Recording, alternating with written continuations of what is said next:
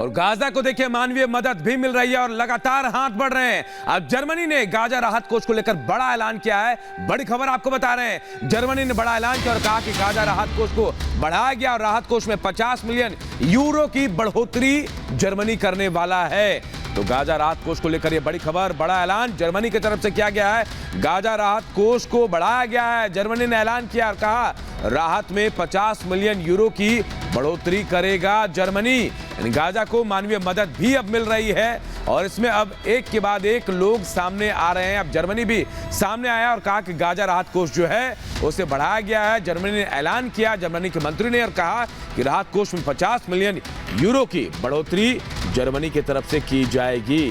तो लगातार देखिए आज से मानवीय मदद के लिए रफा बॉर्डर भी खुलने वाला है। तो दूसरी तरफ दूसरे देश जो हैं जो गाजा में राहत पहुंचाना चाहते हैं, राहत कोष को लेकर जर्मनी ने बड़ा ऐलान किया कि 50 मिलियन यूरो जो है राहत कोष में बढ़ाकर जर्मनी की तरफ से दिया जाएगा गाजा राहत कोष में, और जिससे मदद होगी गाजा के लोगों की। तो देखिए हर देश कहीं ना कहीं मानवीय मदद के लिए आगे बढ़ रहा है।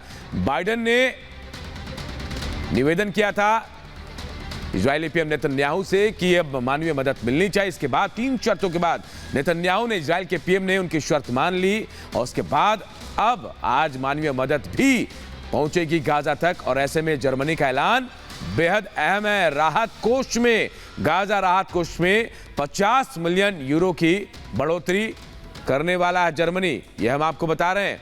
देखिए गाजा राहत कोष में ये पैसे जो है 50 मिलियन यूरो है वो बढ़ाकर अब जर्मनी देने वाला है।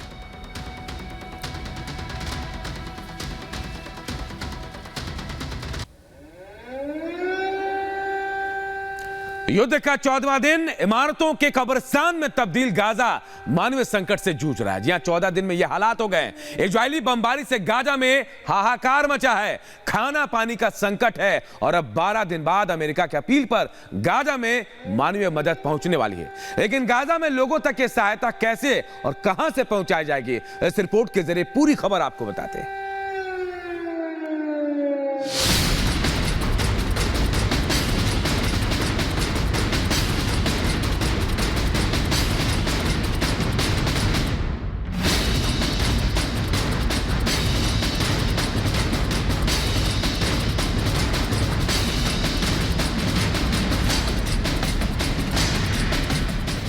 इजराइल और हमास के बीच युद्ध से गाजा में मानवीय संकट पैदा हो चुका है।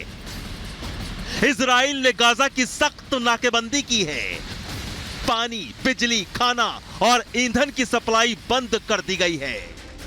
युद्ध की विभीषिका के बीच गाजा के 23 लाख लोगों का भविष्य दांव पर लगा है। खाने और पानी के लिए गाजा के लोग तरस रहे हैं। ऐसे में गाजा तक कोई भी मानवीय मदद पहुंचाने का एकमात्र रास्ता राफा क्रॉसिंग है।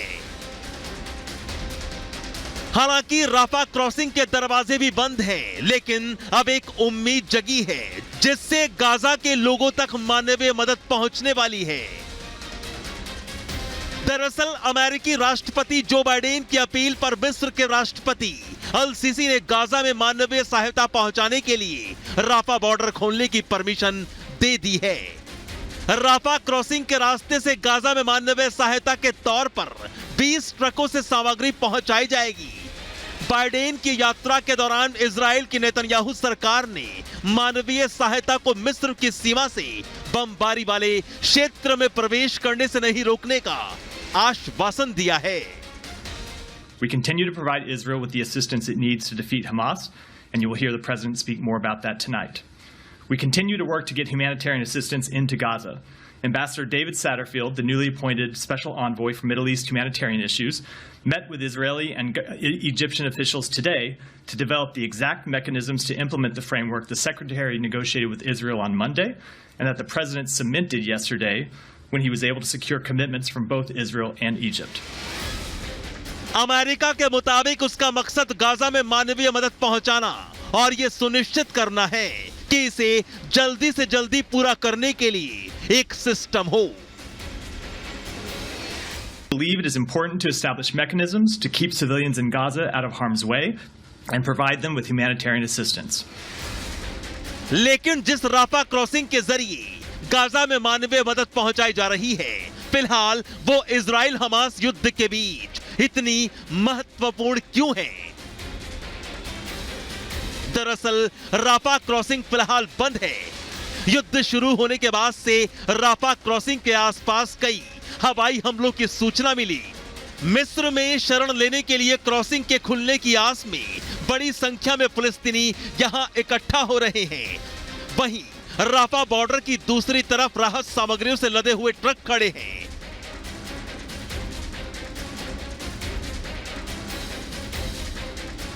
आपको बता दें कि युद्ध से पहले इजराइल के पास गाजा के साथ 2 क्रॉसिंग थी।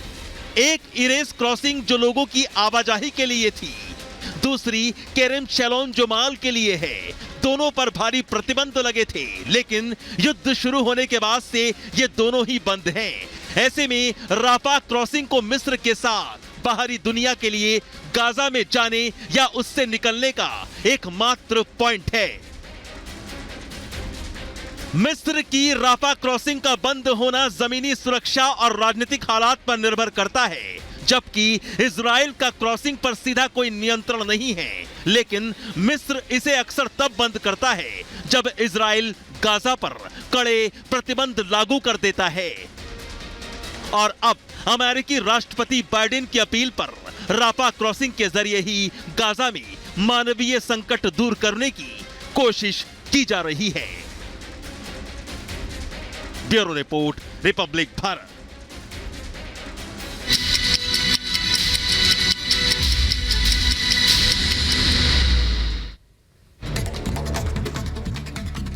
और आज देश को पहले सेमी हाई स्पीड ट्रेन की सौगात देंगे प्रधानमंत्री मोदी।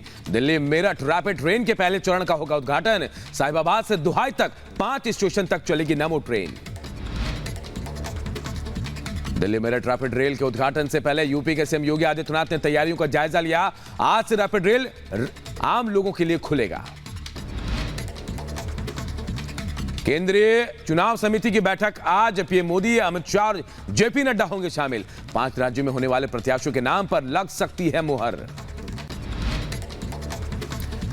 बिहार के मुख्यमंत्री नीतीश कुमार का बयान, बोले बीजेपी से मरते दम तक दोस्ती का वादा।